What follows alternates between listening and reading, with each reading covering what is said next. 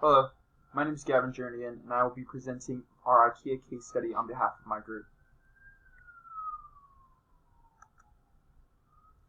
As an introduction, IKEA was initially a small and independent family business selling small goods like pens, lighters, and binders. Eventually, IKEA developed into a much bigger furniture company. They did this through establishing suppliers that contributed to the company's low cost and specialized furniture. IKEA sourced goods from developing nations that had a large labor pool of available workers, which allowed its rapid growth in a large variety of countries. However, IKEA wasn't without controversy. They've had multiple issues with their supply chain process that involved child labor, as well as some public outcry from their environmental considerations or lack of environmental considerations by sourcing wood for their furniture from protected forests. As we kind of brought up, some of IKEA's core problems involve the supply chain, maintaining profits and while recognizing environmental progressiveness, forced labor usage by suppliers in underdeveloped nations, and disposable furniture products. Regarding the supply chain, it's susceptible to the actions of its suppliers. So in the sense of the child labor, IKEA themselves were not using child labor. However, their suppliers were. Additionally, while maintaining profits or gaining profits in environmental conscious scenarios, there's a significant amount of sourcing of natural resources that IKEA requires in order to produce its furniture. As we mentioned, there's forced labor by suppliers in undeveloped nations, and IKEA has been criticized or continues to develop furniture that with the approach of a minimalist approach using particle wood and plastic coverings. When we look into our analysis of how to fix these problems, we'd like to keep in consideration IKEA's suggested vision, which is to create a better everyday life for the many people. IKEA claims that they have a strong dedication to integrity and humanity, so our recommendations must keep that in consideration. The pros: if IKEA does not make these recommendation changes, they can continue to keep costs low. However, with some options of changing or making a radical change to prevent the child labor and the lack of environmental considerations, they have the potential to take an overly proactive position, which would be a strategic decision made by the company that could put the organization at a significant disadvantage to its competitors. Our recommendations for the supply chain include remaining as engaged as possible with its suppliers, as well as maintaining a clear understanding and expectations and accountability measures. For the profits and environmental progress, IKEA has bought a forest where they were able to control the sourcing and growth of the trees. They should continue to do so.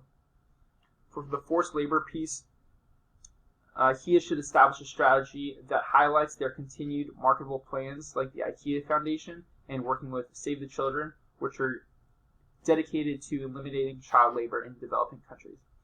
And finally, regarding the disposable furniture products, IKEA has a buyback program where they will buy back part of their furniture or products that have been damaged or are a little old. When they do this, they do two things. One, they're able to reuse some previous products, as well as they show that their quality of goods are good enough for them to buy back, which suggests to the customer that it's worth buying in the first place.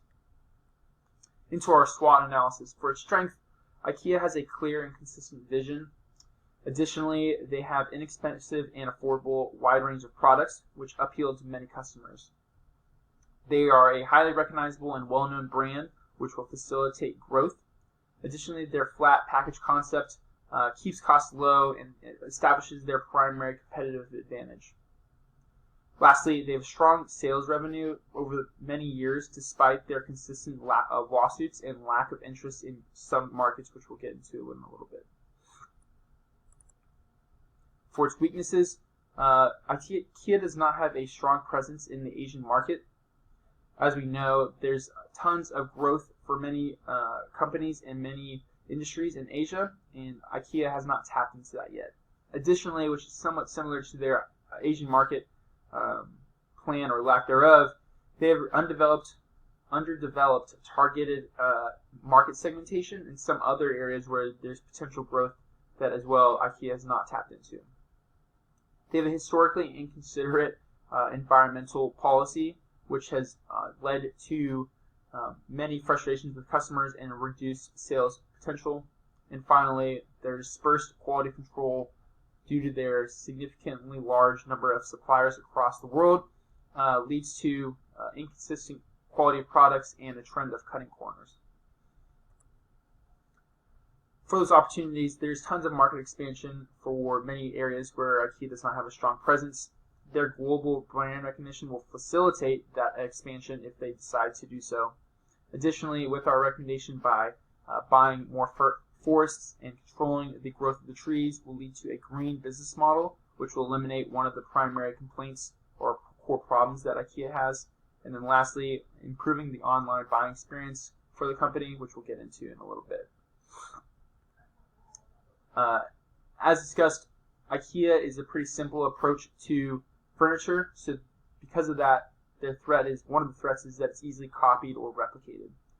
Additionally, new entrants into the do-it-yourself furniture market, like Walmart and Amazon, could lead to a potential of the same low price that IKEA offers, but higher quality. IKEA also has not developed their business model much over its time as a company. It's been pretty simple and standard throughout its time. If they improved this online buying process to compete with Walmart and Amazon, there could be a better potential for development and strategy. And finally, competition providing faster services like Walmart and Amazon produces a threat to the company. In conclusion, we'd like to regard or recognize our teaching in Acts of 20:35, talking about the hard work and caring for those who are weak. Also, I'll just read it to you.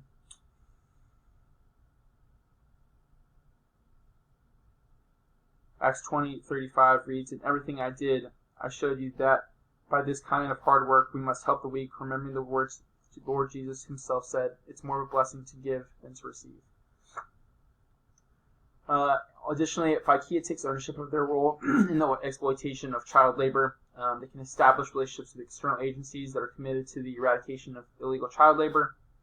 And finally, they should focus their business strategy regarding the environmental considerations, emerging markets, and continue to produce a high-quality product. Thank you for your time.